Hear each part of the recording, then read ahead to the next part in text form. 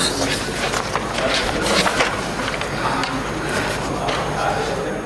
Government bills.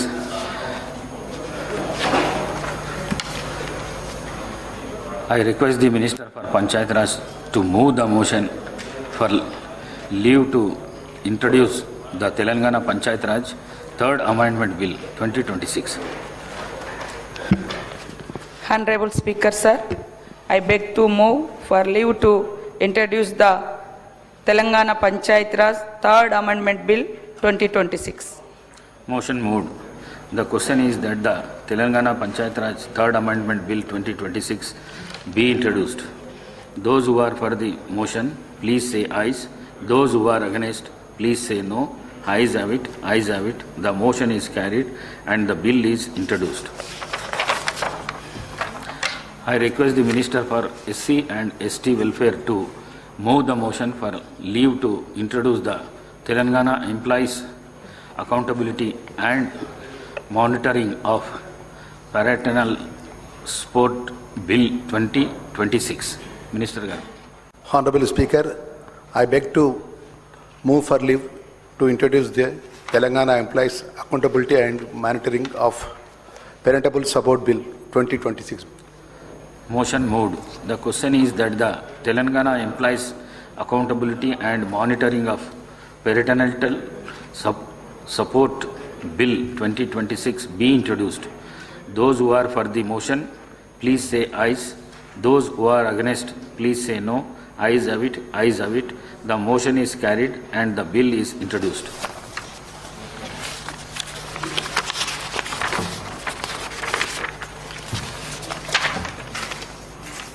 Annual Financial Statement Budget for 2026-27, third day of voting of demands for grants for 2026-27. Replies by the Minister for Transport and Panchayat Raj. I request Minister for Transport on behalf of the Chief Minister to give reply to the demands for grants, home administration. Also, I request the Minister for Transport to give reply to the demand for grants, transport administration and also demand backward classes welfare. అధ్యక్ష, ముందుగా మీకు ధన్యవాదాలు. ఎందుకంటే మొన్న రాత్రి 12 అయింది కాబట్టి ఎవరు కొంత దాని సబ్జెక్టు ప్రశ్నలకు సరైన చర్చ జరగాలనే ఆలోచనతో ఈరోజు ఇచ్చినటువంటి సందర్భంగా ముందుగా నేను సభ ద్వారా మీ ద్వారా గౌరవ ప్రతిపక్ష సభ్యులందరూ కూడా నేను విజ్ఞప్తి చేస్తాను. నేను మీ అనుమతి కూడా తీసుకున్నాను అధ్యక్ష. మొన్న ఈ మధ్య వేములవాడకు శృంగేరి పీఠాధిపతి వచ్చినప్పుడు అక్కడికి వెళ్ళినప్పుడు వారు ఒక శంకర పటం గురించి ఒక వివరించినారు అధ్యక్ష. అంటే ఎంత వైరుధ్యం ఉన్నా, ఎన్ని అంశాలు ఉన్నా ఆ విధంగానైతే ఒక కలిసి ఉండాల్సిన అవసరం ఉందో నేను గౌరవ ప్రతిపక్ష పార్టీలకు కానీ అందరికీ కూడా, ఇది ఎవరికో ఒక్కరిని ఉద్దేశించినటువంటిది కాదు అధ్యక్ష. ఇది శంకరునికి సంబంధించినటువంటి కుటుంబ పరివార ఫోటో అధ్యక్ష. ఇందులో శంకరుడి వాహనం నందిగా, పార్వతి వాహనం సింహంగా, అదేవిధంగా మరి కుమారస్వామి వాహనం నెమలిగా, విఘ్నేశ్వరుని వాహనం ఎలుకగా ఉంటుంది అధ్యక్ష. ఇందులో ఒకదానికి ఒకటి పడదు అధ్యక్ష. నెమలికి పాముకు పడదు, పాము మెడ శివుని మెడలో పాము ఉంటుంది. నంది ఆవుకుని సింహానికి పడది, నెమలికి ఎలుకగా పడదు అధ్యక్ష. కానీ ఒక పరివారంలో ఎట్లయితే కలిసి శివపార్వతుల పరివారంలో ఎట్లా ఉంటుంది, నేను పర్మిషన్ తీసుకున్నా సార్. నేను పర్మిషన్ తీసుకున్నా. దీని తర్వాత నేను ఎందుకు చెప్తున్నా అంటే శివపార్వతులకు సంబంధించినటువంటి ఒక పటంలో వైరుధ్యం ఉన్నటువంటి నెమలి, పాము, ఆవు, అదేవిధంగా సింహం ఎట్లయితే కలిసి ఉండగలుగుతున్నాయో ఒక అంశం మేరకు దైవభక్తికి సంబంధించిన అంశం మీద కలిసి ఉంటున్నటువంటి సందర్భంలో ఒక ముఖ్యంగా బలహీన వర్గాలకు సంబంధించినటువంటి సంక్షేమం ఇలా చాలా అవసరం ఉంది అధ్యక్ష. రైట్. నేను ఈ విషయంలో కూడా మా రాహుల్ గాంధీ గారిని ప్రశంసించదలుచుకున్నాను. ఎందుకంటే ఆయన చెప్పినాడు ఒక మాట, 50 సంవత్సరాలుగా ఒకవేళ మా ప్రభుత్వాలు నిర్లక్ష్యం చేసి ఉంటే అది పొరపాటే, ఇప్పుడు దానికి పర్యవసనంగా సరిదిద్దుకోవాల్సిన అవసరం ఉందనేటువంటి మాట చెప్పడం అనేటువంటిది నాయకుడు గొప్ప లక్షణం అధ్యక్ష. ఇది మామూలు విషయం కాదు. ఇది ఓపెన్ ఒక పబ్లిక్ ఆడిటోరియం లోపల తలకటోర ఆడిటోరియంలో చెప్పినటువంటి మాట, బహిరంగ సభలో చెప్పినటువంటి మాట అధ్యక్ష. దానికి అనుగుణంగానే తెలంగాణ ప్రభుత్వం ఏర్పడగానే మేము గతంలో కూడా అనేక సందర్భాలు చెప్పినాం అధ్యక్ష. మహాత్మా జ్యోతిబా పూలే గారు కూడా చెప్పినట్టుగా ఏ సమాజమైన అభివృద్ధి సాధించాలంటే విద్య ప్రధాన ఆయుధం. ఆ విద్య ద్వారానే వెనుకబడిన వర్గాల సమగ్ర అభివృద్ధి సాధ్యమవుతుందనే విశ్వాసంతో ఈ ప్రభుత్వం పనిచేస్తుంది. డాక్టర్ బిఆర్ అంబేద్కర్ గారు పేర్కొన్నట్టుగా విద్య ఉన్న కుటుంబాలే ఆర్థికంగా అభివృద్ధి చెందాయి. ఆ మహనీయుల ఆశయాల మేరకే మా ప్రభుత్వం నిరంతరం కృషి చేస్తుంది అధ్యక్ష. ఇటీవల జరిగిన కుల సర్వే స్పష్టంగా చెప్తా ఉంది.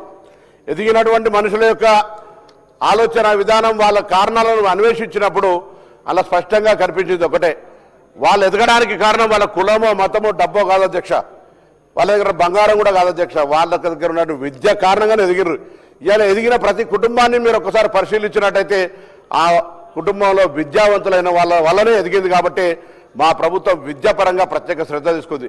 నేను కాదంటే నేను 300 గురుకులాలు పెట్టిండొచ్చు, కానీ 327 గురుకులాలలో 26 మాత్రమే ప్రభుత్వ పరం ఉన్నాయి, 301 గురుకులాలు లేవు. వాటికి ఇవాళ మేము మా ప్రభుత్వం తరఫున ఇంటిగ్రేటెడ్ స్కూల్స్గా మరి అనేక సందర్భాల్లో దయచేసి వాళ్ళందరినీ కూడా సొంత భవనాలు కట్టడమే కాకుండా పిల్లలకు అర్ధాకలితో ఉండద్దు అనేటువంటి ఆలోచనతోటి మరి వాళ్ళందరికీ కూడా మెస్ ఛార్జీలు డైట్ ఛార్జీలు పెంచినటువంటి కార్యక్రమం తీసుకున్నాం అధ్యక్ష. మేము మంత్రి అయిన కొత్తలా దసరా సెలవులు వచ్చినాయి, దాని తర్వాత పాఠశాలలు హాస్టళ్లు తిరిగి ఓపెన్ చేసే సందర్భం వస్తే అనేక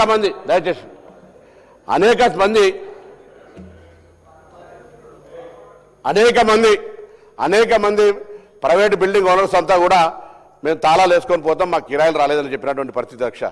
అవన్నిటిని కూడా చెల్లించి ఇలా ప్రైవేటు భవనాల్లో ఉన్నటువంటి అద్దె గురుకులాలు అద్దె బీసీ హాస్టళ్లకు సంబంధించినటువంటి కిరాయిలు చెల్లించడం ఒకటి, అనేక సంవత్సరాలుగా డైట్ ఛార్జీలు మెస్ ఛార్జీలు వాళ్ళకు ఒకవేళ డైట్ ఛార్జీలు చెల్లించకపోతే నాణ్యత గల ఆహార సామాగ్రి ఎట్లా వస్తుంది అధ్యక్ష. అటువంటి నుంచి మేము స్ట్రీమ్లైన్ చేసుకుని వస్తూ ఉన్నాం. ఇలా టీచర్ల నియామకాలు చేపట్టిన గురుకులాలలో అంటే విద్యకి అత్యంత ప్రాధాన్యత ఇచ్చే క్రమం జరుగుతోంది. తప్పకుండా నేను ఈ సభ ద్వారా నా సహచార గౌరవ శాసనసభ్యులకు రాజకీయ పార్టీలందరూ కూడా విజ్ఞప్తి చేస్తా ఉన్నాం. తప్పకుండా ఈ సంవత్సరం మీరు స్థలాలు కేటాయించినటువంటి ఆత్మగౌరవ భవనాలలో బరాబర్ ఆత్మగౌరవ భవనాలు కట్టి తీరుతాం. ఈ సంవత్సరం ఆర్థికంగా 2 సంవత్సరాలు వెసులుబాటు చేసుకోవడానికి సంబంధించినటువంటి అంశం వచ్చింది. డెఫినెట్లీ మేము దానికి సంబంధించి ఇప్పుడు ఈ సంవత్సరం లోపల 12,511 కోట్ల బడ్జెట్ పెట్టుకున్నాం. బడ్జెట్ ప్రకారమే కాకుండా కూడా ఇంకా అవసరమైతే దానికి సంబంధం లేకుండా ఇంటిగ్రేటెడ్ హాస్టల్స్ కావచ్చు, ఇంకా స్కిల్ డెవలప్మెంట్కి సంబంధించి కావచ్చు, కార్పొరేషన్లకు సంబంధించి కావచ్చు, అన్ని రకాలుగా ఎక్కడ కూడా ఇబ్బంది లేకుండా చేసే విధంగా 704 హాస్టళ్లలో 389 ప్రీ మెట్రిక్ సంబంధించి 315 పోస్ట్ మెట్రిక్ సంబంధించి 74,000 మంది విద్యార్థులను సంఖ్య పెంచే విధంగా మరి ప్రయత్నం చేస్తా ఉన్నాం అధ్యక్ష. ఈ విద్యతోనే సామాజిక న్యాయం, విద్యలోనే ఆర్థిక అభివృద్ధి, విద్యతోనే సమాన అవకాశాలు, ఇదే మా ప్రభుత్వ ధ్యేయం అధ్యక్ష. తప్పకుండా విద్యార్థి సంక్షేమం దానికి సంబంధించినటువంటి ఆర్థికపరమైనటువంటి అంశాలను తీసుకుపోయే సందర్భంగా మరి కార్యక్రమం చేస్తున్నాం అధ్యక్ష. పెద్దలు 71-72లో పివి నరసింహరావు గారు ఆ రోజు బీసీ గురుకులాలను తొలి దశ లోపల ఆనాటి అవసరాలు ఇచ్చే 1986-87లో ప్రారంభిస్తే అందులో నుంచి వచ్చినటువంటి అనేక అనుమతులు ఇలా మన చీఫ్ సెక్రటరీ కావచ్చు, మొన్నటిదాకున్న డీజీపీ మహేందర్ రెడ్డి కావచ్చు, ఇలా public service commission chairman Burra Venkateshwara లాంటి వాళ్ళందరూ కూడా అటువంటి గురుకులాల నుంచి వచ్చినటువంటి వాళ్ళే. గురుకులాల నాణ్యత, గురుకులాల యొక్క మౌలిక సదుపాయాలను పెంచేటువంటి ఒక ప్రయత్నం చేస్తున్నాం అధ్యక్ష. మరి ప్రభుత్వం కూడా 40% వాళ్ళ యొక్క మౌలిక ఆహారానికి సంబంధించిన ఛార్జీలను పెంచే విషయంతో పాటుగా మరి అనేక కార్యక్రమాలు చేస్తా ఉన్నాం. బీసీ రెసిడెన్షియల్ పాఠశాలలకు సంబంధించి చరిత్రలో మొదటిసారిగా ఒకే విద్యా సంవత్సరంలో పాఠ్య పుస్తకాలు, నోట్బుక్లు, యూనిఫామ్లు, దుప్పట్లు, టవల్స్, రగ్గులు, బూట్లు, స్కూల్ బ్యాగులు, టై, బెల్ట్, ట్రాక్ సూట్లు, నైట్ డ్రెస్సులు, ట్రంక్ బాక్సులు, ప్లేట్లు, గ్లాసులు మరి ఇతర వస్తువులన్నీ ప్రతి విద్యార్థికి అందించబడతా ఉన్నాయి అధ్యక్ష. ఆ విధంగా ఐఐటి, జేఈ, త్రిపుల్-ఈ, అదేవిధంగా నీట్ పరీక్షలకు సంబంధించిన కోచింగ్ అందించడంతో పాటుగా ఎక్స్ట్రా కరిక్యులర్ యాక్టివిటీస్ లోపల కూడా పిల్లల్ని మోటివేట్ చేసే విధంగా క్రీడలు, కళలు ఇతరత్ర చేస్తున్నాం అధ్యక్ష. ఆర్టిఫిషియల్ ఇంటెలిజెన్స్ కావచ్చు, కార్పొరేట్ పని వాతావరణంలో ప్రత్యక్ష అనుభవాన్ని అందించేందుకు డిగ్రీ విద్యార్థులకు కార్యక్రమం కావచ్చు, ఈ విధంగా అనేకమైనటువంటి అంశాలను ఈరోజు శాఖ తరఫున తీసుకుంటా ఉన్నాం. గౌరవ సభ్యులు కొన్ని అంశాలను నిర్దేశించారు అధ్యక్ష. నేను చెప్తాను, ఈరోజు విద్యార్థులకు సంబంధించినటువంటి ఇప్పుడు చెప్పినటువంటి అన్ని అంశాలకు సంబంధించి విద్యార్థులకు సంబంధించిన